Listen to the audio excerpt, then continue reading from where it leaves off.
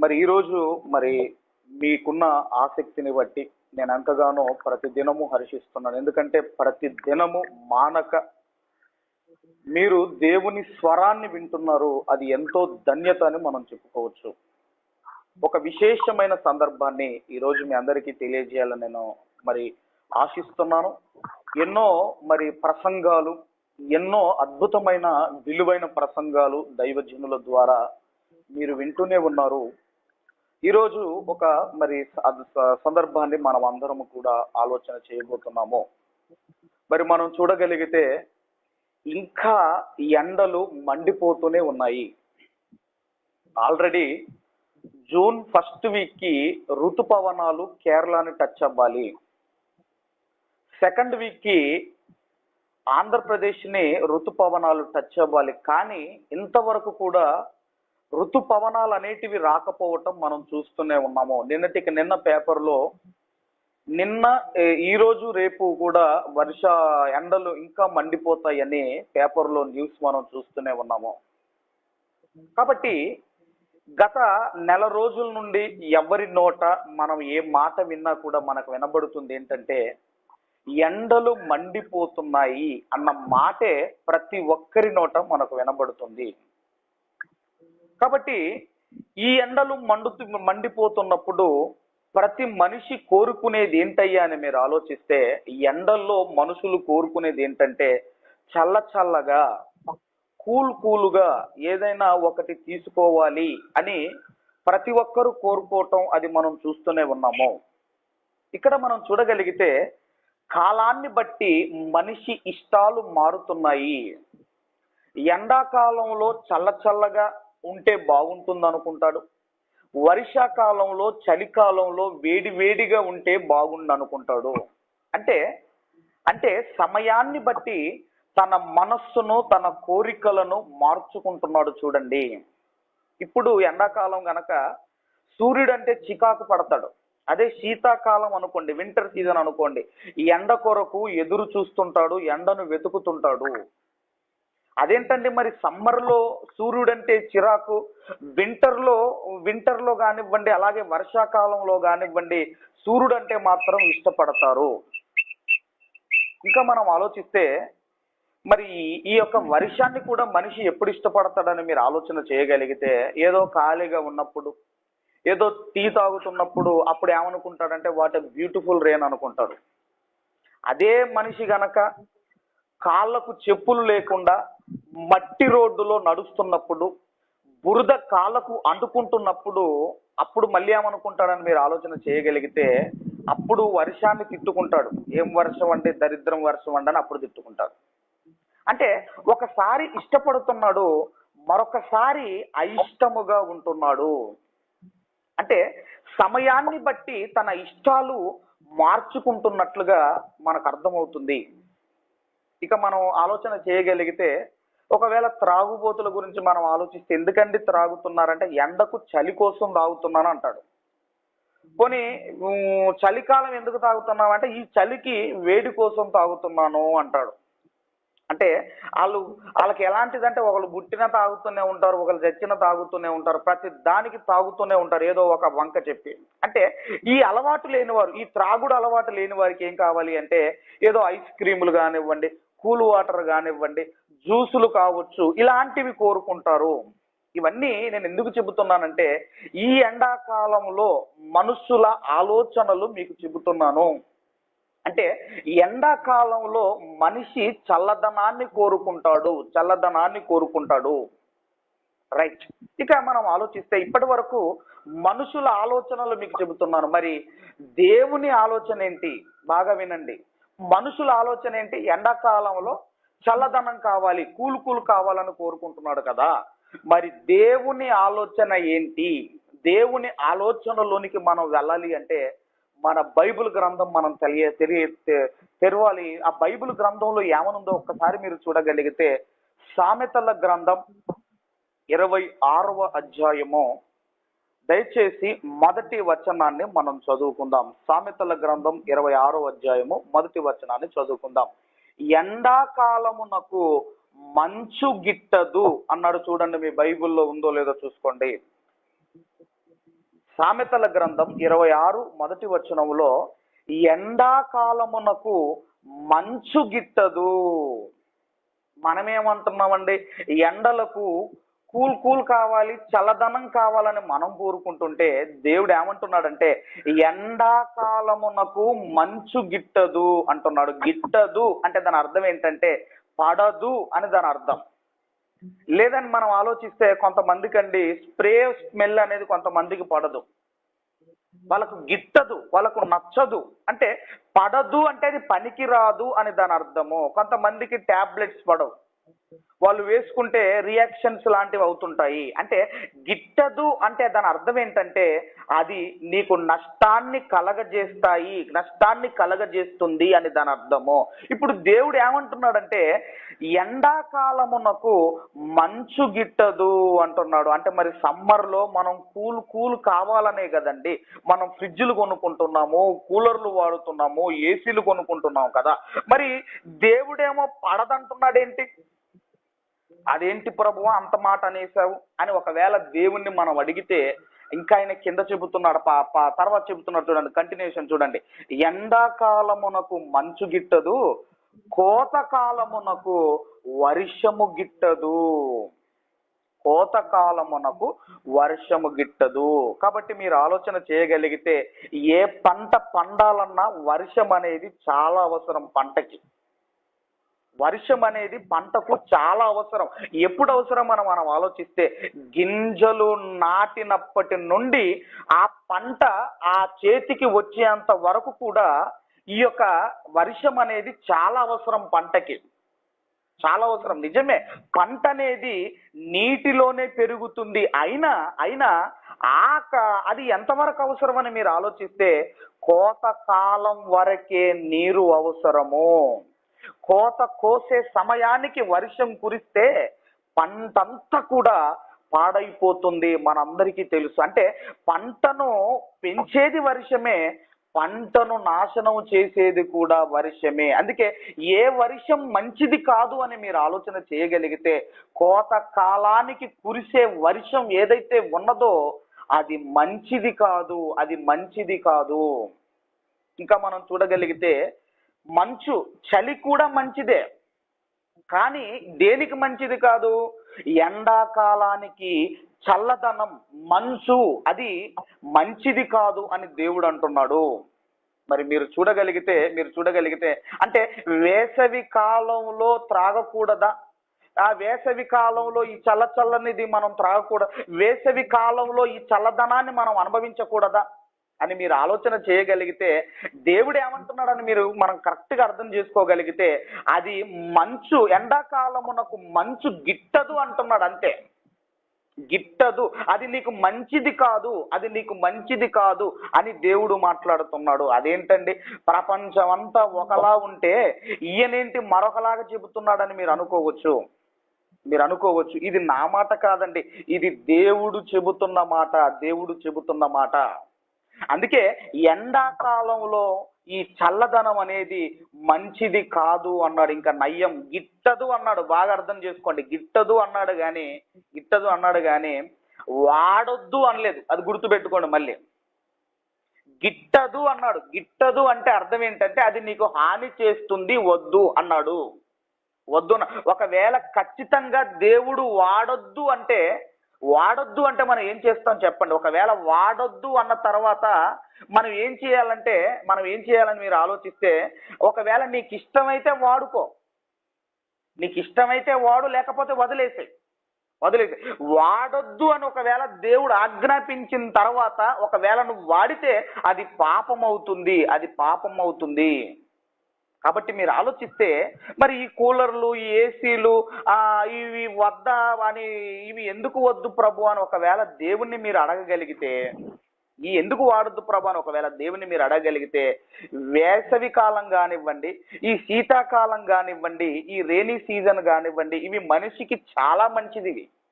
ఈ మూడు కాలాలు ఏవైతే ఉన్నాయో, ఈ సమ్మర్, వింటర్, రైనీ సీజన్స్ ఏదైతే ఉన్నాయో ఇవి మనిషికి చాలా మంచిదండి. ప్రతి సీజన్ మనిషికి చాలా మంచిది. కానీ విచిత్రం ఏంటంటే సమ్మర్ సీజన్ లో ఎండ నచ్చదు, వింటర్ సీజన్ లో చలి నచ్చదు, వర్షాకాలంలో వర్షం నచ్చదు.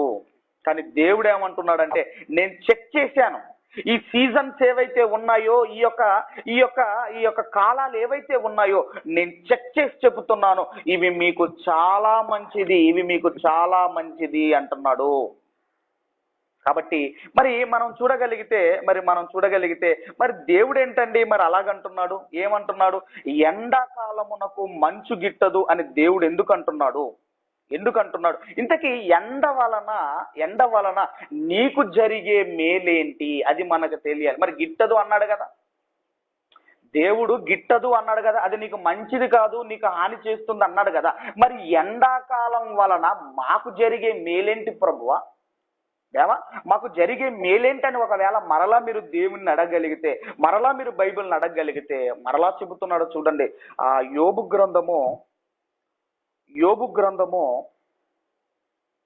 8వ అధ్యాయము 16వ వచనాన్ని దయచేసి మీరందరూ చూడండి, జాగ్రత్తగా చదువుకుందాం.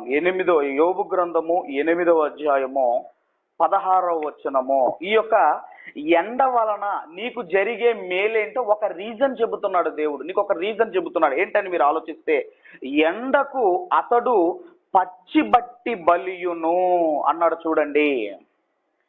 ఎండకు అతడు అంటే మనిషి గురించి మాట్లాడుతున్నాడు. ఈ ఎండకు మనిషి పచ్చి బట్టి బలియును అన్నాడు చూడండి. కాబట్టి మీరు ఆలోచిస్తే, ఎండకు ఎండిపోతారా, బలుస్తారా అంటే మీరు ఆలోచించండి. ఎండకు ఎండిపోతారు, కాకిలా మలమల మాడిపోతారు. ఎందుకు బలుస్తారు మీరు ఆలోచన? ఎండకు బలుస్తారా? కానీ దేవుడు అంటున్నాడు అవును అంటున్నాడు. మరి ఎండకు మా మొహం వాడిపోయింది అంటున్నారు, ఒకడేమో చిక్కిపోయింది అంటున్నాడు, మా మొహం అంతా ఒకలాగైపోయింది అంటున్నాడు. కాబట్టి మీరు ఒక మొక్క పచ్చగా ఉందంటే దాని అర్థం ఏంటంటే పుష్కలంగా దానికి నీరు అందుతుంది, సౌభాగ్యంగా ఉందని దాని అర్థం. అలాగే ఎండకట మనిషి బలాన్ని తెచ్చుకుంటాడు, మనిషి రీఛార్జ్ అవుతాడు. అందుకే నేను ఎండను ఏర్పాటు చేశాను అంటున్నాడు. కానీ మనిషి ఏమంటున్నాడంటే, దిక్కుమాలిన ఎండలండి అంటున్నాడు, బాణుడి బగబగ అండి అంటున్నాడు, మండే కాలం అండి అంటున్నాడు. కానీ దేవుడు ఏమంటున్నాడంటే, లేదు, ఈ సమ్మర్ సీజన్ ఏదైతే ఉన్నదో, ఈ ఎండాకాలం ఏదైతే ఉన్నదో అది నీకు చాలా మంచిది, అని దేవుడు అంటున్నాడు. మంచిది అన్న దగ్గర మనిషికి అర్థం కాలేదు. ఇంతకీ ఏంటి మంచిది? ఏంటి మీకు మంచిది ఏంటి? ఒకరోజు మనం చూడగలిగితే, ఒకరోజు రైతు దేవునితో గొడవకు దిగాడట. రైతు దేవునితో గొడవ పెట్టుకున్నాడట. ఏమని గొడవ పెట్టుకున్నాడంటే, వాతావరణాన్నంతా నీ ఆధీనంలో పెట్టుకున్నావు, ఈ వాతావరణాన్ని నీ ఆధీనంలో పెట్టుకొని ఆ వాతావరణాన్ని ఎప్పుడు ఏది కురిపించాలో నీకు డీల్ చేయటం రావటం లేదు, ఏ టైంకు వర్షాన్ని కురిపించాలి, ఏ టైంకు మంచు ఎండను రప్పించాలో నీకు తెలియటం లేదని దేవునితో గొడవకు దిగాడట. ఇక దేవుడి కోపం వచ్చి ఏం చేశాడంటే, రైట్ అయితే ఈ వాతావరణాన్ని నీకు నీ చేతికి ఇస్తున్నాను, నీ ఆధీనం చేస్తున్నాను, దాని మీద నీకు అధికారం ఇస్తున్నాను, నువ్వు డీల్ చేసుకోమని ఆ వాతావరణం మీద అధికారాన్ని ఇచ్చాడట రైతుకు. ఇది నేను ఒక ఆర్టికల్లో చదివానండి, అది మీకు చెప్తున్నాను. అయితే వాతావరణం మీద అధికారం ఇచ్చిన తర్వాత అప్పుడు రైతు ఏం చేశాడంటే, మీరు ఆలోచిస్తే, ఎప్పుడు పంటకు ఆ తర్వాత రైతు మన ఏదంటే ఈ మొక్కజొన్న పంట అంటారు కదండి, మొక్కజొన్న పంట వేసాడు. అప్పుడు ఎప్పుడు నీళ్ళు అవసరమో వర్షాన్ని కురిపిస్తున్నాడు, ఎప్పుడు వేడి అవసరమో అప్పుడు ఎండను మంచును ఇలా రప్పించుకుంటున్నాడు. అంటే అన్ని సమతుల్యంగా తాను వేసిన ఆ పంటకు అన్ని సమతుల్యంగా అందిస్తున్నాడు. అప్పుడు అన్ని సమతుల్యంగా అందించిన తర్వాత ఆ చేను అతనికి ఎలా కనబడుతుందంటే పచ్చగా నిగనిగలాడుతూ కనబడుతుంది. అప్పుడు వెంటనే దేవుని పిలిచాడు మరలా, చూసావా నా పంట ఎంత పచ్చగా ఉందో చూసావా అని. ఆ తర్వాత దేవుణ్ణి పిలిచేసరికి దేవుడు కాముగా ఉన్నాడు. ఆ తర్వాత అండి కోతకాలం రానే వచ్చేసింది. కోతకాలం వచ్చేసరికి ఆ మొక్కజొన్న దగ్గరికి వెళ్ళాడు. మొక్కజొన్న దగ్గరికి వెళ్ళి చూసేసరికి అక్కడ ఏమన్నా ఉందంటే, ఆ కంకిలకు మీరు చూడగలిగితే వాటికి సరిగ్గా గింజలే రాలేదు, వాటికి సరిగ్గా గింజలే లేవు. ఆ తర్వాత మరలా ఇతనికి ఏం జరిగిందో అర్థం కావటం లేదు, అంత అయోమయం. అసలు ఏం జరిగింది? నేను అన్ని సమతుల్యంగానే అందించాను కదా, మరి ఎందుకు నేను వేసిన పంటకు ఆ మొక్కజొన్న గింజలు ఎందుకు లేవని ఒక చెట్టు అన్ని చెట్లు తెంపుకుంటూ అన్ని కాయలు తెంపుకుంటూ వెళ్ళిపోయాడు. కానీ ఏ కంకికి కూడా గింజలు లేవు. ఆ తర్వాత అండి మరలా దేవుణ్ణి పిలిచాడు. అదేంటి దేవా, నేను అన్ని సమతుల్యంగా అందించినప్పుడు నా పంట ఎందుకు సరిగ్గా పండలేదు, వాటికి ఆ కంకులకు ఎందుకు గింజలు రాలేదు అని దేవుణ్ణి అడిగాడు. అప్పుడండి దేవుడు ఎక్స్ప్లెనేషన్ ఇస్తున్నాడు. దేవుడు ఏమన్నాడంటే, మొక్క అనేది ఏదైతే నువ్వు పంట వేసావో ఆ మొక్క ఏదైతే ఉన్నదో అది పని చెయ్యాలి. అది క్రిందకు వేర్లు తన్నుకుంటూ భూమి లోపల ఉన్న సారాన్ని బయటికి తీసుకుంటూ ఆకాశము నుండి వచ్చే సూర్యుని కిరణాలు తీసుకుంటూ చక్కగా అది ఏమవుతుందంటే పంటను పండిస్తుంది. కానీ నువ్వేం చేశావు? మొక్క కష్టపడితేనే నీకు పంటనిస్తుంది. కానీ నువ్వేం చేసావంటే ఆ కష్టపడకుండా ఆ మొక్కలను సోమరిపోతులను చేశావు. టైంకి ఎండనిచ్చావు, టైంకు నీళ్ళనిచ్చావు, మంచును కురిపించుకున్నావు. కాబట్టి అది ఎలా ఉందంటే అది అది బ్రతుకుతూ పచ్చిగా ఉంది. కానీ వాటికి కావలసినవి నీవు గనక వాటికి కావలసినవి ఇవ్వకుండా ఒకవేళ వాటిని గనక నువ్వు కష్టపెడితే నీకు కావలసిన గింజలవి ఇచ్చేటివి. ఆ మొక్కను గనక నువ్వు కష్టపెడితే ఆ మొక్క నీకు కావలసిన గింజనిచ్చేది. అందుకేనండి మీరు ఆలోచన చేయగలిగితే ఒక గుర్రం మన మాట వినాలి అన్నా, ఒక ఎద్దు మన మాట వినాలి అన్నా దాన్ని కష్టపెట్టాలి. దాన్ని కష్టపెట్టకపోతే అది మన మాట వినదు. కాబట్టి మొక్కకు నీళ్లు దొరకకపోతే లోపలికి వేర్లు తన్నుకుంటుంది, నీళ్లను తీసుకుంటుంది. నీళ్లు లేకపోతే భూమి సారాన్ని తీసుకుంటుంది. కానీ డైలీ ఒక జగ్గుతో వాటర్ పోసామనుకోండి, అది భూమి లోపల ఉన్న సారాన్ని పీల్చుకోదు. ఇదే నీ మొక్కకు జరిగింది అన్నాడు. అంటే మొక్కకు నీవు నీళ్లు అందించకపోయేసరికి అది తన సారాన్ని తీసుకుంటుంది. దానికి అవసరమైనవి తయారు చేసుకొని ఆ అవసరమైనవి ఏవైతే ఉన్నాయో అవి సమయానికి నువ్వు బంధిస్తే అది కష్టపడటం నేర్చుకుంటుంది.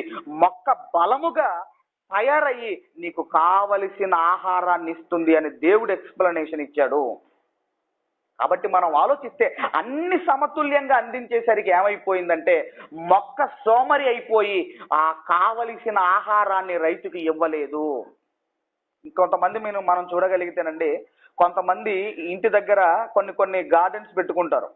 వాళ్ళు ఏం చేస్తారంటే మొక్కను పెంచుకునే వాళ్ళు వీళ్ళు ఏం చేస్తారంటే మార్నింగ్ ఈవినింగ్ వాటిని తడుపుతూనే ఉంటారు.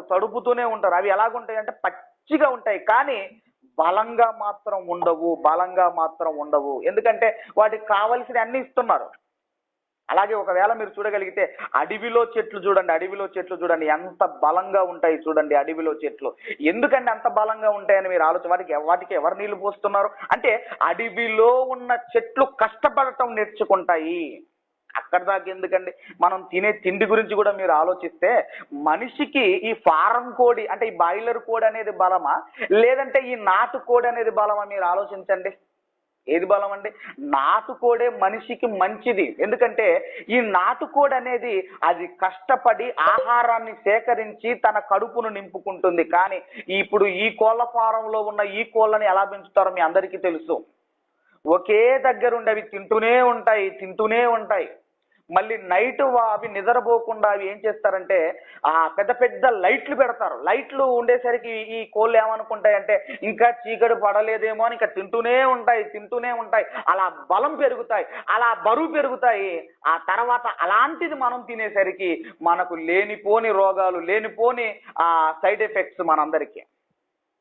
కాబట్టి మనం ఆలోచన చేయగలిగితే ఇక్కడ కూడా దేవుడు నేను చదివిన ఈ యొక్క ఆర్టికల్ ద్వారా ఏం నేర్పించాలనుకుంటున్నాడంటే, ఈరోజు కూడా మనిషి కష్టాలు తట్టుకోవటం లేదు.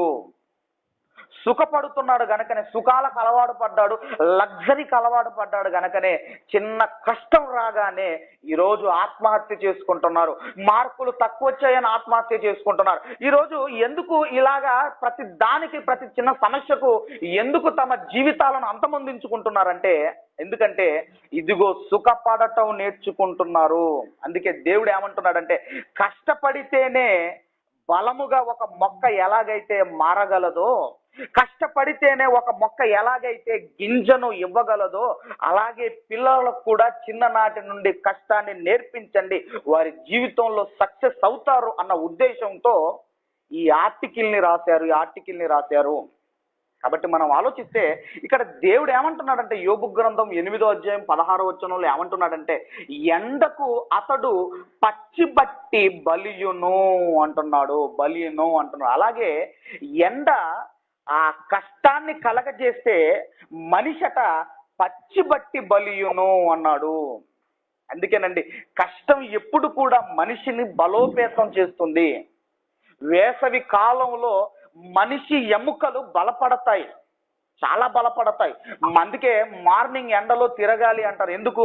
డి విటమిన్ అనేది లభిస్తుంది గనక, అది ఎముకలకు మంచిది గనక, ఎముకలు బలంగా తయారవుతాయి గనక. ఒకప్పుడు మన తండ్రులు, మన పితరులు ఒకప్పుడు ఎండలోనే కష్టపడేవారు, అందుకే బలంగా ఉండేవారు. తాడి చెట్టు, కొబ్బరి చెట్టు మీద నుంచి పడినా లేచి కూర్చునేవారు. ఏదో కాళ్ళు బెనికేటివి అంతే. ఆ కాళ్ళు బెనికిన చోటున ఏదో ఆయిల్ అప్లై చేసేవారు, ఏదో మసాజ్ చేసేవారు. ఆ తర్వాత వారి పనులకు వారు వెళ్ళిపోయేవారు. కానీ ఈ రోజు ఎలాంటి రోజుల్లో మనం ఉన్నాం మీరు ఆలోచించండి. ఈరోజు కొబ్బరి చెట్టు, తాడి చెట్టు మీద నుంచో పడటం కాదు, కింద పట్టం కాదు. ఈరోజు కొబ్బరి తాడు అంటారు కదండి, మా సైడ్ చేతాడు అంటారు. బావిలో వాటర్ చేతదానికి చేతాడు అంటారు. ఈ కొబ్బరి తాడు అనేది ఏదైతే ఉన్నదో, మనిషి కాళ్ళకు బలంగా తగిలితే చాలు మనిషి కాళ్ళు విరిగిపోతాయి. అలాంటి కాలంలో ఈరోజు మనం ఉన్నాము. మన పూర్వీకులేమో చెట్టు మీనుంచెలి పడినా కూడా వాళ్ళకి ఏం కాకపోయేది. కానీ ఈరోజు అంతా మనం ఏమైపోయామంటే సుకుమారం అయిపోయాం. అంతా కూడా లగ్జరీకి మనం అందరం కూడా అలవాటు పడిపోయాము. ఒకప్పుడు బావి నీళ్లు తాగేవారు, బావి నీళ్లు తాగి గట్టిగా ఉండేవారు. ఈరోజు జనరల్ నీళ్ళు అంటున్నాం, మినరల్ నీళ్ళు అంటున్నాం, తాగుతున్నాం. చిన్న యాక్సిడెంట్ అయిందనుకోండి, చేతులన్నా విరుగుతాయి, కాళ్ళన్నా విరుగుతాయి. ఎందుకంటే ఈ ఎముకలకు పటిష్టత అనేది ఈరోజు ఉండటం లేదు. కానీ దేవుడు ఏమంటున్నాడంటే, ఎండకు అతడు పచ్చిబట్టి బలియును అంటున్నాడు. అంటే ఈ ఎండాకాలంలో నువ్వు బలముగా తయారవ్వడం కోసము దేవుడు వేసవి కాలాన్ని నేను ఏర్పాటు చేశాను అని దేవుడు మాట్లాడుతున్నాడు. నువ్వు బలంగా తయారవ్వడానికి ఈ యొక్క వేసవి కాలాన్ని నేను ఏర్పాటు చేశాను అని దేవుడు మాట్లాడుతున్నాడు. ఇది ఒక రీజన్ అయితే, ఇది నంబర్ 1 రీజన్ అయితే, ఇక రెండవ రీజన్ గురించి మనం ఆలోచన చేయగలిగితే, సెకండ్ రీజన్ ఏంటంటే, ఈ ఎండకు నువ్వు బలంగా తయారవుతావు. ఈ ఎండ వలన ఇంకా మనకు జరిగే మేలేంటని మీరు ఆలోచన చేయగలిగితే, వర్షాకాలంలో బ్యాక్టీరియా పుట్టి, ఇదిగో చలికాలంలో బ్యాక్టీరియా అనేది బలోపేతం అవుతుంది. వర్షాకాలంలో బ్యాక్టీరియా ప్రారంభమై శీతాకాలంలో విజృంభిస్తుంది. వర్షాకాలంలో ఈ యొక్క బ్యాక్టీరియా సైజ్ అనేది చిన్నగా ఉంటుంది. చలికాలంలో బ్యాక్టీరియా అనేది అభివృద్ధి చెందుతుంది. అందుకేనండి, ఒక తుమ్మితే కొన్ని లక్షల క్రిములు వస్తాయి. మరి ఈ బ్యాక్టీరియా చావాలి అంటే, ఈ బ్యాక్టీరియా ఏదైతే ఉందో ఇది చావాలి అంటే సమ్మర్ సీజన్ అనేది రావాలి. అందుకేనండి, ఏ బ్యాక్టీరియా అయినా ఇదిగో వర్షాకాలంలో పుట్టి శీతాకాలంలో బలోపేతమై మనిషిని చంపే స్టేజ్కి వెళుతుంది. అలాంటి స్టేజ్లో ఈ యొక్క వేసవి కాలం అనేది వస్తుంది. ఎందుకంటే ఈ బ్యాక్టీరియా అంతా చచ్చిపోవాలి. మనిషిని పాడు చేసి మనిషిని కబలించే ఈ బ్యాక్టీరియా ఏదైతే ఉందో ఇదంతా చచ్చిపోవాలి అంటే వేసవి కాలం అనేది రావాలి. అందుకే మీరు చూడగలిగితే మనకు గోధుమ పిండి కానివ్వండి, మన బియ్యానికి చీమలో పురుగులో పట్టాయి అనుకోండి. చీమలో పురుగులో పడితే మనం ఏం చేస్తాం మీరు ఆలోచించండి. తీసుకెళ్ళి ఎండలో పెడతాం. ఎందుకు పెడతామో ఎండలో మీరు ఆలోచిస్తే, ఎండ అనేది ఏం చేస్తుందంటే చీమలను కానివ్వండి, పురుగులను కానివ్వండి, చీమలు ఆ ఎండకు వెళ్ళిపోతాయి. పురుగులన్నీ కూడా ఈ ఎండ అనేది ఏం చేస్తుందంటే చంపేస్తుంది పురుగుల్ని. ఎండకు క్రిములను పురుగులను చంపి మనకు పనికొచ్చేది ఉంచుతుంది. అలాగే దేవుడు కూడా ఈ బ్యాక్టీరియా చావాలి అంటే ఎండ రావాలి, నామరూపం లేకుండా చచ్చిపోవాలని ఈ వేసవి కాలాన్ని దేవుడు ఏర్పాటు చేశాడు. అందుకే దేవుడు కూడా మీరు ఆలోచిస్తే ఎండాకాలం వచ్చేసరికి పంట కూడా క్లోజ్ అయిపోవాలి. ఎందుకంటే పంటల్లో ఉండే పురుగు కావచ్చు, మనిషికి సోకే బ్యాక్టీరియా కావచ్చు, పూర్తిగా చచ్చిపోవాలి. చెరువులు కాలువలు ఎండిపోవాలి. నీరుంటే బ్యాక్టీరియా అనేది పెరుగుతుంది. అందుకేనండి పూర్తిగా ఈ బ్యాక్టీరియాను చంపిన తర్వాత అప్పుడు దేవుడు ఫ్రెష్గా వర్షాన్ని కురిపిస్తాడు. ఇది దేవుడు ఏర్పాటు చేసిన ఇది సిద్ధాంతం. ఇది దేవుడు ఏర్పాటు చేసిన సిద్ధాంతం ఇది. ఇంకా మీరు ఆలోచిస్తే సమ్మర్లో ఎన్ని నెలలు మీరు 4 నెలలు ఒకవేళ సమ్మర్ అనుకుంటే ఈ 4 నెలల్లో గట్టిగా ఎండలు కాచేది ఎన్ని రోజులని మీరు ఆలోచిస్తే 1 నెల రోజులు మాత్రమే. ఆ నెల రోజుల్లో కూడా కొన్ని గంటలు మాత్రమే ఎండ వేడిని మనం తట్టుకోలేము. ఆ తర్వాత అండి ఈ కొన్ని రోజులు గనక మీరు ఎండను తట్టుకొని మీరు కష్టపడితే మిగిలిన 11 నెలలు మీరు హాయిగా ఉండొచ్చు. కానీ మనిషి ఏమనుకుంటున్నాడంటే నెల కాదు కదా, ఒక క్షణము కూడా నేను కష్టపడలేను, అన్ని నా కాళ్ళ దగ్గరికి రావాలి అనుకుంటున్నాడు. క్రిములను నాశనం చేయడానికి ఎండని ఏర్పాటు చేశాడు. దానిని మనం తట్టుకోలేకపోతున్నాం, దానిని మనం భరించలేకపోతున్నాము. నీ బియ్యానికి, నీ గోధుమ పిండికి పురుగు పడితే ఎండలో 1 అర్ధ గంట 1 గంట పెడుతున్నావు కదా, అది పురుగు చచ్చిపోవాలి. చచ్చిపోయిన తర్వాత నీకు కావలసింది ఇంట్లోనికి తెచ్చుకుంటున్నావు కదా. ఇది మనిషి ఆలోచన అయితే దేవుని ఆలోచన మనం ఆలోచన చేయగలిగితే ఈ భూమి అంతా చక్కపరచడానికి నాకు 1 నెల రోజులు కావాలి. అందుకేనండి ఈ ఎండలు కూడా మండేది 1 నెల రోజులు మాత్రమే. నేను భూమినంతా ఫ్రెష్గా మారుస్తాను, నేను భూమినంతా ఫ్రెష్గా చేస్తాను నేను అంటే. కానీ మనిషి ఏమనుకున్నా, అబ్బాయి నేను తట్టుకోలేనని మనం అనుకుంటున్నాము. కానీ ఎండ కాస్తున్నది నిన్ను చంపడానికి కాదయ్యా, ఎండ కాస్తున్నది నిన్ను పాడు చేసే క్రిములను బ్యాక్టీరియాను చంపడానికి, నిన్ను బలపరచడానికి ఇదిగో దేవుడు ఎండను రప్పిస్తున్నాడు. కానీ మనమేం చేస్తున్నామంటే ఈ బ్యాక్టీరియా ఏదైతే ఉన్నదో అది చావటం మనకిష్టం లేక దానిని మనమే పెంచి పోషించుకుంటున్నాము. ఎండాకాలంలో బ్యాక్టీరియా చావాలని దేవుడు అనుకుంటుంటే అబ్బే బ్యాక్టీరియా చావటం మాకు ఇష్టం లేదు దేవా అని దాన్ని మనమే పెంచుకుంటున్నాం, మనమే పోషించుకుంటున్నాం. ఎలా పెంచుకుంటున్నామని మీరు ఆలోచిస్తే ఫ్రిడ్జ్ వాటర్ వల్ల, మొన్ననే చదివానండి, కూల్ వాటర్ అనేది మనిషి దేహానికి మంచిది కాదట. ఫ్రిడ్జ్ వాటర్ వల్ల, కూలర్స్ వలన, ఏసీ రూపంలో క్రిములను చనిపోవటం మాకు ఇష్టం లేదని మనం ఏం చేస్తున్నామంటే వాటిని మనమే పెంచుకుంటున్నాము. ఎప్పుడు మా బాబుకి బలహీన రాగానే డాక్టర్ దగ్గర తీసుకెళ్ళేవానండి, మా చిన్న బాబుకి. ఆయన ఎప్పుడు కూడా ఒక మాట అనేవాడు, ప్లీజ్ అండి కూలర్ కింద పడుకోబెట్టకండి అనేవాడు. నేను ఎప్పుడు అనుకునేవాడిని, ఈయనేంటండి కూలర్ కింద పడుకోబెట్టొద్దని, ప్లీజ్ అండి. అరే ఈయన ప్లీజ్ అనటం ఏంటండి డాక్టర్ గారు, నాకు అర్థం కాకపోయేది. కాబట్టి మీరు ఆలోచిస్తే ఈ బ్యాక్టీరియా చావకుండా ఇదిగో మనమే పెంచుకుంటున్నాం, మనమే బతికిస్తున్నాము. కాబట్టి మనం ఆలోచిస్తే ఈ ఎండ వలన ఏం జరుగుతుందని మీరు ఆలోచిస్తే ఎండ నీకు హాని చేయడానికి కాదు, కానీ నిన్ను హాని చేసి నిన్ను కబలించే క్రిములను చంపడానికి ఈ ఎండలు మండుతున్నాయి. ఈ ఎండాకాలాన్ని దేవుడు రప్పిస్తున్నాడు. కాబట్టి ఈ కొద్ది రోజులు మనం ఎంత వేడిని మనం అనుభవించామో మనందరికీ తెలుసు. ఎందుకంటే ఈ బ్యాక్టీరియా అనేది నామరూపాలు లేకుండా చచ్చిపోవాలి.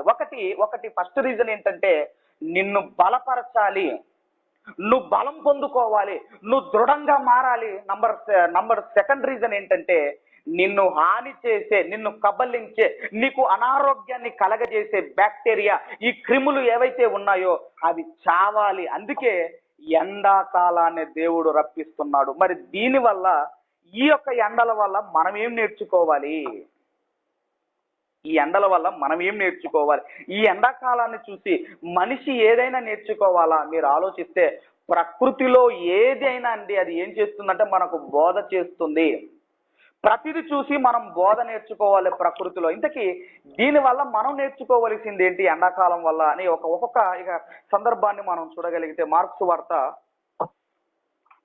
దయచేసి పరిశుద్ధ దేవుని గ్రంథంలో నుండి మార్క్స్ వార్త 9వ అధ్యాయము, మార్క్స్ వార్త 9వ అధ్యాయము 48వ వచనాన్ని దయచేసి ప్రతి ఒక్కరు కూడా చూడండి, చదువుకుందాము. నరకమున వారి పురుగు చావదు, అగ్ని ఆరదు. ఏమంటున్నాడండి? నరకమున వారి పురుగు చావదు, అగ్ని ఆరదు అంటున్నాడు. అంటే భూమి మీదున్న అగ్ని రాగలదు, పురుగును చంపగలదు. సమ్మర్ సీజన్ వస్తుంది కదండి, భూమి మీదికి అగ్ని రాగలదు, పురుగును చంపగలదు. కానీ మీరు ఆలోచిస్తే, పురుగు చావటం కోసం మనం ఎండను దేవుడు ఏర్పాటు చేశాను అన్నాడు కదండి. అలాగే మనం చూడగలిగితే ఈరోజు ప్రతి రోగానికి క్రిములే కారణము.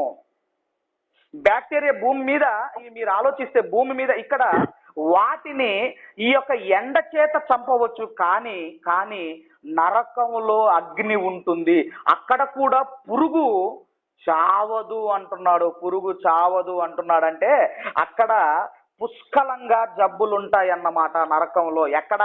పాతాళంలో, నరకంలో. అక్కడ పురుగులను ఒకవేళ కాల్చుదాం అనుకుంటే కుదరదు. ఎందుకంటే అవి నిన్ను తింటాయి. పోనీ కాల్చి చంపుదాం అనుకుంటే కుదరదు, ఎందుకంటే అవి చావవు గనక. అందుకే నరకంలో తెగుళ్ళు ఉంటాయని మీరు ఆలోచిస్తే, నరకంలో కూడా తెగుళ్ళు ఉంటాయి. ఏదండి, మన ప్రకటన గ్రంథం 22:18 మీరు చదవగలిగితే అక్కడ కూడా తెగుళ్ళు ఉంటున్నట్టుగా మనకు కనబడుతుంది. కాబట్టి పాతాళంలో మరి ఎలాంటి పరిస్థితులు ఉంటాయి? ఇప్పుడు మనం చదువుకున్నాం కదండి, అగ్ని ఆరదు, పురుగు చావదు అన్నాడు కదండి. ఎలాంటి పరిస్థితులు ఉంటాయని మీరు ఆలోచిస్తే, ఆ లూకాసు వార్త ధనవంతుడి దగ్గర సందర్భంలో, ధనవంతుడు పాతాళ లోకానికి వెళ్ళిపోయిన తర్వాత అక్కడ అంటున్నాడు, నేను ఈ అగ్ని జ్వాలలలో యాతన పడుచున్నాను, బాధతో కేకలు వేస్తున్నాడు. అంటే ఒక భయంకరమైన వేడిలో కూడా ఆ పురుగు చావకుండా నిన్ను చంపుతుందంటే ఆ నరకములో ఎలాంటి పరిస్థితులు ఉంటాయో ఒక్కసారి మీరు ఆలోచించండి. మరి ఇంతకీ నరకాన్ని మన కొరకే సిద్ధం చేశాడంటే, మనుషుల కోసం సిద్ధం చేసిన నరకాన్ని మీరు ఆలోచిస్తే, మత్తయి వార్త 25వ అధ్యాయము 41వ వచనాన్ని దయచేసి మనం చదువుకుందాం. మత్తయి వార్త 25వ అధ్యాయము 41వ వచనాన్ని దయచేసి మనం చదువుకుందాము. అప్పుడు ఆయన ఎడమ వైపున్న ఉండు వారిని చూచి, శపించబడిన వారలారా, నన్ను విడిచి అపవాదికిని వాని దూతలకును సిద్ధపరచబడిన నిత్యాగ్నిలోనికి పోవుడి. సిద్ధపరిచిన నిత్యాగ్ని ఎవరి కొరకని మీరు ఆలోచిస్తే, అపవాది కొరకు. భూమి మీద ఉన్న ఈ ఎండాకాలం ఎన్ని రోజులండి? కొన్ని రోజులు మాత్రమే, కొన్ని నెలలు మాత్రమే. కానీ పాతాళంలోనికి మనం వెళితే, ఒకవేళ నరకానికి ఒకవేళ మనిషి వెళితే, అక్కడ ఎనీ టైం, ఎప్పుడు ఒకే కాలము. ఈ భూమి మీదైన 3 కాలాలు, ఈ ఎండాకాలం తర్వాత వర్షాకాలం తర్వాత చలికాలం, భూమి మీదైన 3 కాలాలు ఉన్నాయేమో, కానీ ఆ పాతాళ గుండంలో ఒకే ఒక కాలం ఏంటంటే, ఎప్పుడు కూడా ఇదిగో సమ్మర్ సీజన్, నిత్యాగ్ని అన్నాడు చూడండి, నిత్యాగ్ని అన్నాడు. అక్కడ ఎప్పుడు సమ్మరేనండి, అక్కడ ఎప్పుడు సమ్మరే. కాబట్టి అక్కడ ఎవరు చావాలని మీరు ఆలోచిస్తే, అక్కడ ఒకడు చావాలి, ఆ నిత్యాగ్నిలో ఒకడు చావాలి. ఎవరని మీరు ఆలోచిస్తే, అపవాది. ఎవడి అపవాది అంటే నరహంతకుడు. నరహంతకుడు అపవాది. బ్యాక్టీరియా ఎందుకు పుడుతున్నాయంటే మనిషిని చంపడానికి. అలాగే వీడు కూడా ఎందుకున్నాడని మీరు ఆలోచిస్తే అపవాది కూడా మనుషులను చంపుతున్నాడు. అందుకే వాడు ఆది నుండి నరహంతకుడు అనే మాట మనందరికీ తెలుసు. వాడు ఆది నుండి చంపుతున్నాడు. దేవదూతలను, ఆదామవ్వలను, కయ్యూను, ఇలా అపవాది ఆది నుండి చంపుతున్నాడు వాడు. అందుకే ఆది నుండి వాడు నరహంతకుడు. అపవాది ఎండాకాలానికి చచ్చే రకం కాదు వాడు. అందుకే వాడి కొరకు నిత్యాగ్ని దండనను ఏ దేవుడు సిద్ధపరిచాడు. భూమి మీద ఉన్న క్రిములు చావడానికి ఎండని ఏర్పాటు చేస్తే అపవాదిని చంపడానికి నిత్యాగ్నిని దేవుడు సెట్ చేశాడు. వీడు దానికి మాత్రమే లొంగుతాడు, ఆ భయంకరమైన అగ్నిగుండానికి మాత్రమే లొంగుతాడు, భయపడతాడు. అందుకని ఒకానొక సందర్భంలో యేసుక్రీస్తు వారు ఆ సేన దయ్యాన్ని వెళ్ళగొట్టేటప్పుడు అక్కడ దయ్యాలు వేడుకుంటాయి, మమ్ములను పాతాళమునకు వెళ్ళవద్దని ఆజ్ఞాపించవద్దు అని ఆ దయ్యాలు వేడుకుంటాయి అక్కడ. ఎందుకంటే పాతాళం అంటే దయ్యాలకు భయం, అక్కడ బాధ ఉంటుంది. కాబట్టి ఈరోజు మనము ఈ ఎండలనే మనం తట్టుకోలేక విసనకరాలు అంటున్నాం, ఫ్యాన్లు అంటున్నాం, కూలర్లు అంటున్నాం, ఏసీ దగ్గర మనం ఆగిపోయామే. దేవుడు క్రిములను చంపే ఈ ఎండనే మనం తట్టుకోలేక వీటిని మనం వాడుతున్నామే. మరలాంటిది ఈ ఎండలోనే ఉండలేని నీవు కన్ను మూయగానే ఒక భయంకరమైన ఒక లోకము మన కొరకు ఎదురు చూస్తుంది. నరకపు అంచు మీద బ్రతుకుతున్న ఈరోజు మనిషి ఒకవేళ అందులో పడిపోతే ఒకవేళ ఎలా తట్టుకోగలవు మీరు ఆలోచించండి. ఎలా తట్టుకోగలమో ఇదే మనం తట్టుకోలేకపోతున్నామే. నీకు మేలు చేసే ఎండనే నువ్వు తట్టుకోలేకపోతున్నావే. నిత్యాగ్ని గుండానికి నువ్వు వెళ్ళిపోతే నువ్వు ఏం తట్టుకుంటావు మీరు ఆలోచించండి. ఇక్కడ గాలి ఉంది, నీరు ఉన్నాయి, ఇక్కడ ఫ్యానులు, ఏసీలు, కూలర్లు అన్నీ ఉన్నా ఇక్కడ నీకు నిద్ర పట్టడం లేదే. మరలాంటిది అక్కడికి వెళితే నిత్యాగ్ని తప్ప ఏమి లేని అక్కడ నువ్వు ఎలా ఉండగలవు ఆలోచించు. ఇక్కడ గురక పెడతారు కదా పడుకునేటప్పుడు, గురక పెట్టేవాడి పక్కన పడుకోలేము. కానీ పాతాళంలో ఎవరు కూడా గురక పెట్టరు. ఎందుకంటే అక్కడ నిద్రపోరు కాబట్టి. అక్కడ 2 డ్యూటీలు ఉంటాయి, ఒకటి పళ్ళు కొరకటం, రెండవది ఏడవటం. ఏడుపు, పళ్ళు కొరకటం. కాబట్టి దేవుడు ఏమంటున్నాడంటే ఆ భయంకరమైన నిత్యాగ్నిలోనికి నేను తోసేస్తాను అని దేవుడు మాట్లాడుతున్నాడు. పొండి, మీ కొరకు సిద్ధపరిచిన నిత్యాగ్ని దండంలోనికి పొండి అని దేవుడు మాట్లాడుతున్నాడు. మరి ఒకవేళ నేను అక్కడికి ఏసీలు పట్టుకెళ్తానని ఒకవేళ అన్నా ఈ మధ్య కాలంలోనే రీసెర్చ్ చేశారు. ఈ మధ్య కాలంలోనే నాకు మొన్ననే తెలిసింది ఏంటంటేనండి, ఏ ఏసీ పని చేయాలన్నా నువ్వు తీసుకుంటున్న 1 టన్ కావచ్చు, 1.5 టన్ కావచ్చు, 2 టన్ కావచ్చు, 3 స్టార్ కావచ్చు, 1 స్టార్ కావచ్చు, 5 స్టార్ కావచ్చు, ఏ ఏసీ పని చేయాలన్నా 45 డిగ్రీల లోపు ఎండ ఉంటేనే మన ఏసీలు పనిచేస్తాయట. 45 డిగ్రీలకు గనక ఎండ ఎక్కువ ఉంటే మాత్రము ఏసీలు పనిచేయవు అని రీసెర్చ్లో తేల్చారు. మొన్ననే చెప్పారు అది కూడా. అందుకేనండి మొన్న రైల్వే కంపార్ట్మెంట్ ఏసీ బోగీలు ఉంటాయి కదండి, ఏసీ లేక కంపార్ట్మెంట్లో ఏసీ సరిగ్గా పనిచేయక ప్రయాణికులు అందరూ గొడవ పెట్టారు. మొన్న మా పేపర్లో వచ్చిందండి. ప్రయాణికులందరూ ఇబ్బంది పడ్డారట. చాలా మంది మీరు ఆలోచిస్తే చాలా మంది చెబుతున్న మాట ఏంటంటే ఏసీలు కూడా పనిచేయటం లేదు పాస్టర్ గారు అని. ఆ తర్వాతనే నాకు తెలిసింది ఈ విషయం. అంటే 45 డిగ్రీల లోపు ఉంటేనే మాత్రమే ఈ ఏసీలు అనేటివి పనిచేస్తాయట. కాబట్టి మీరు ఆలోచిస్తే ఈ ఎండకు భయపడి జాగ్రత్త పడుతున్నారే, ఇది కేవలము ట్రైలర్ మాత్రమే. నిత్యాగ్ని అనేది ఏదైతే ఉన్నదో అది సినిమా లాంటిది. ఈ ఎండకే ఇలా ఉంటే ఒకవేళ ఆ పాతాళ గుండానికి వెళితే మన పరిస్థితి ఏంటి మీరు ఆలోచించండి. మన పరిస్థితి అందుకే అది తప్పించుకోవడానికే మనం ఏం చేయాలో మీరు ఆలోచిస్తే మీరేమైనా ఆలోచిస్తున్నారా? ఆ నిత్యాగ్ని తప్పించుకోవడానికి మీరేమైనా ఆలోచిస్తున్నారా? అంటే ఈ ఎండాకాలమును చూస్తున్న మనకు ఒకటి జ్ఞాపకం రావాలి. ఏంటంటే ఈ ఎండే ఇక్కడ ఇలా ఉంటే ఇంకా పైన మరొక వేడిమి గల ఒక గుండం ఉన్నదన్నమాట. అది నేను తప్పించుకోవాలన్న ఆలోచన ఎవరికైనా వస్తుందా? కానీ ఏమంటాడండి, మనుషులు ఏమంటున్నారని మీరు ఆలోచిస్తే, ఆ నరకం అంటండి, పరలోకం అంటండి, ఎవరైనా చూసి వచ్చారా అండి అని మాట్లాడతారు. ఈరోజు మనిషి ఎన్నో చూడకుండా నమ్ముతున్నాడే. నేను అమెరికా దేశాన్ని నేను చూడలేదండి, ఎవరో చెప్పారు, నేను నమ్మాను. ఇప్పుడు నేను చూడలేదు గనక అది లేదంటే నేను అనొచ్చా అండి? అది లేదండి అని నేను అనొచ్చాను. అక్కడ దాకా ఎందుకండి? మన గుండె, మనం పుట్టినప్పటి నుండి మన గుండె మనకు అది కొట్టుకుంటూనే ఉంది కదండి, అది బీటింగ్ ఇస్తూనే ఉంది కదండి. మరి ఎప్పుడైనా మీ గుండెను మీరు చూసుకున్నారా? పోనీ నేను లేదంటాను, మీరు నమ్ముతారా? ఎన్ని నమ్మటం లేదండి చూడకుండా. కానీ నరకము, పరలోకం అనేసరికి మనిషి ఏమనుకుంటున్నాడంటే, ఎవరు చూసొచ్చారండి, ఎవరైనా చూసొచ్చారా అండి, ఉన్నాయట అట. కానీ ఎవరు చూసొచ్చారంటే యేసు క్రీస్తు వారు వాటిని కలిగించి వాటిని చూసొచ్చి ఆయన చెబుతున్నాడు. ఎందుకంటే ఆయన సత్యము గనక ఆయన ఏది చెప్పినా అది ఖచ్చితముగా ఉంటుంది. కాకినాడ అనగానే కాజా గుర్తొస్తుంది, బందర్ అనగానే లడ్డు గుర్తొస్తుంది, సూరత్ అనగానే బట్టలు జ్ఞాపకం వస్తున్నాయి, హైదరాబాద్ అనగానే బిర్యానీ జ్ఞాపకం వస్తుంది, ఢిల్లీ అనగానే తాజ్ మహల్ జ్ఞాపకం వస్తుంది. అలాగే నిత్యాగ్ని, నరకం అనగానే నిత్యాగ్ని జ్ఞాపకం రావాలి. అక్కడ అంటున్నాడు, అగ్ని ఆరదు పురుగు చావదు అంటున్నాడు.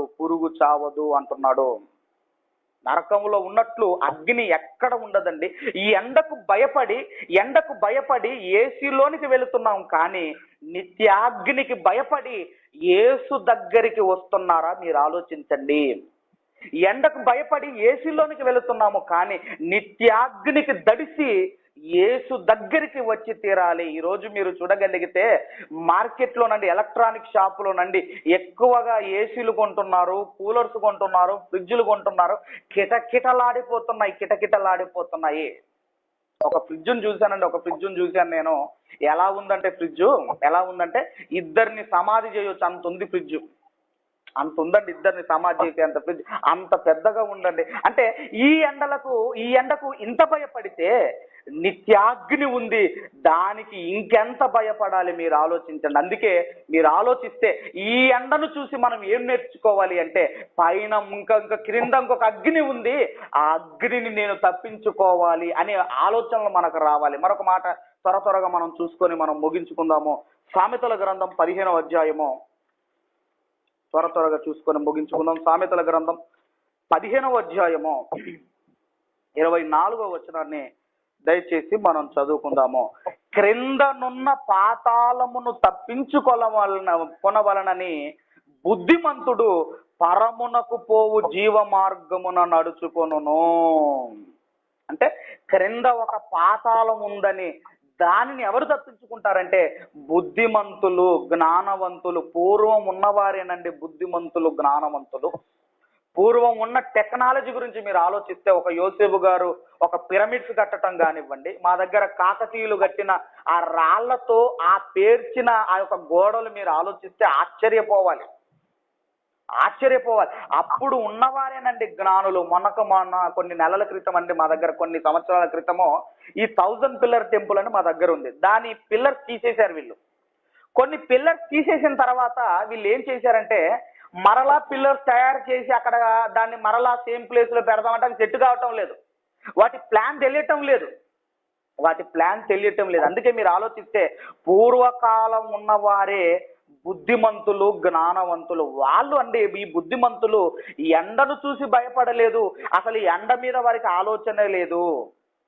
ఒక దానియేలు గారు జ్ఞానవంతుడు, ఒక యోసేపు గారు జ్ఞానవంతుడు. ఒకవేళ వాళ్ళు కనిపెట్టాలి అనుకుంటే ఏదైనా కనిపెట్టవచ్చు, ఈ చల్లదనానికి ఏదైనా వాళ్ళు కనిపెట్టవచ్చు. కానీ జ్ఞానులు తాత్కాలిక ఉపశమనం కోసం ఆలోచించలేదు, కానీ శాశ్వత ఉపశమనం కోసం ఆలోచించిన వారే జ్ఞానులు.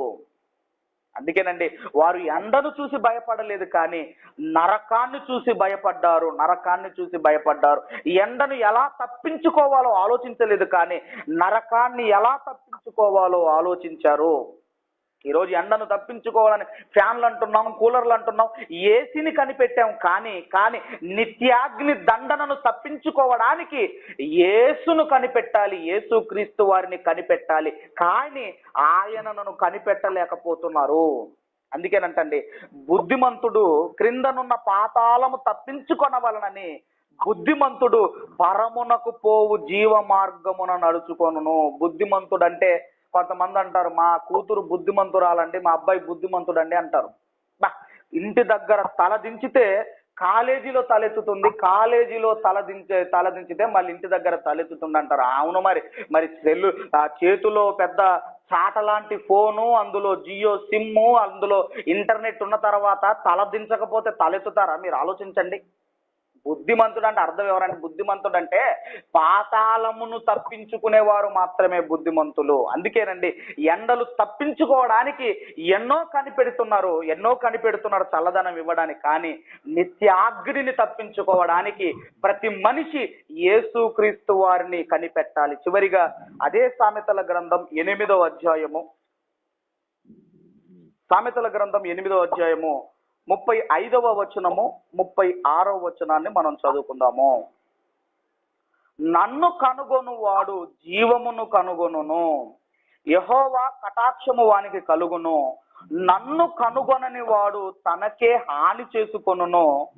నాయందు అసేపడు వారందరూ మరణమును స్నేహించుదురు. ఇక్కడ ఏమంటున్నాడంటే, నన్ను కనుగొను వాడు జీవమును కనుగొనును, నన్ను కనుగొనని వాడు తనకే హాని చేసుకొనును. ఎవడో పనికి మాలిన వాడు కనిపెడతాడు ఈ ఏసీలు, కూలర్లు ఇవన్నీగా. కానీ మనం ఏం చేస్తున్నామంటే మనం కొని పెడుతున్నాం. కొనుక్కోండి, పర్వాలేదండి బాబు. ఏసీలు కొనుక్కోవద్దు, కూలర్లు కొనుక్కోవద్దు, ఫ్యాన్లు కొనుక్కోవద్దు అని నేను చెప్పటం లేదు, కొనుక్కోవద్దు అని నేను అనటం లేదు. కానీ దేవుడు ఏమన్నాడంటే గిట్టదు అన్నాడు, కానీ కొనుక్కోవద్దు అనలేదు. మీరు బాగా అర్థం చేసుకోండి. కొనుక్కోవద్దు అనలేదు దేవుడు, గిట్టదు అన్నాడు. గిట్టదు అంటే అది నీ ఆరోగ్యానికి మంచిది కాదు అన్నాడు. నీ ఇష్టం, యువర్ విష్. ఎందుకంటే అలవాటు పడిన ప్రాణం కదండి. కొనుక్కోవద్దు అని దేవుడు ఎక్కడ చెప్పలేదు, కానీ అది నీ ఆరోగ్యానికి మంచిది కాదు నాన్న అన్నాడు, అంతే దేవుడు. పిల్లలు స్వీట్లు తినడానికి ఇష్టపడతారండి. మనం ఏమంటాం, వద్దు బాబు వద్దురా బాబు అంటాం మనం. కానీ వాడు ఇష్టపడతాం, తింటానని వాడు మారం చేస్తే, పోనీ తింటే తిను కానీ పనులు శుభ్రం చేసుకో అంటాడు డాడీ. ఒక తండ్రి అంటాడు, పనులు శుభ్రం చేసుకో అంటాడు. అలాగే ఇది ఎంత నిజం మనం ఆలోచిస్తే, మీరు ఏదన్నా వాడుకోండి, మీరు ఏసీలు వాడుకుంటారో కూలర్లు ఏది వాడుకుంటారో వాడుకోండి, కానీ ఒక క్రింద ఒక నిత్యాగ్ని ఉందని మాత్రం మీరు మర్చిపోకండి. దానిని తప్పించుకోవాలన్నా ఆలోచనలను మీరు కలిగి ఉండండి. భక్తులండి ఎండాకాలాన్ని చూసి భయపడలేదు, కానీ నిత్యాగ్నిని చూసి భయపడ్డారు. కాబట్టి ఈ యొక్క సమ్మర్ సీజన్ వల్ల, ఈ ఎండల వల్ల దీనికే మనం తట్టుకోలేక విలవిలలాడితే నిత్యాగ్ని గుండానికి వెళితే మనం ఎలా తట్టుకోగలం? అందుకే ఈ సమ్మర్ సీజన్ అనేది నీకు ఏం నేర్పిస్తుందంటే, ఇదిగో ఈ ఎండను తప్పించుకోవడానికి నువ్వేదో చల్లదనాన్ని నువ్వు కోరుకుంటున్నావే, కిందనున్న పాతాళము కూడా ఒక అగ్నిగుండం ఉంది, ఒక నిత్యాగ్ని గుండం ఉంది. దానిని తప్పించుకోవడానికి నువ్వు యేసును కనిపెట్టాలి. కాబట్టి జీవ మార్గాన్ని వెతుక్కుంటూ ఆ మార్గము గుండా మీరందరూ ప్రయాణించి యుగయుగాలు మనమందరము కూడా మరి సంతోషముగా ఆనందంతో ఆ పరలోకంలో మనం ఉండాలని కోరుకుంటూ ఈ నా మాటలు ముగిస్తున్నా. అందుకే ఎండలు మండేది ఎందుకురా అంటే నిన్ను బలపరచడానికి, నిన్ను పాడు చేసే క్రిములను చంపడానికి. దీనివల్ల యేసుక్రీస్తు వారు ఆ నరకాన్ని తప్పిస్తారని దీనివల్ల మనం నేర్చుకోవడానికే ఈ మండుతున్నాయని దేవుడు మనతో మాట్లాడుతున్నాడు గనక ఈ మాటలన్నీ మీ హృదయంలో దేవుడు ఫలించాలని కోరుకుంటూ ఈ నా మాటలు ముగిస్తున్నాను. దేవుడు మిమ్మల్ని అందరినీ దీవించి ఆశీర్వదించును గాక. ఆమేన్.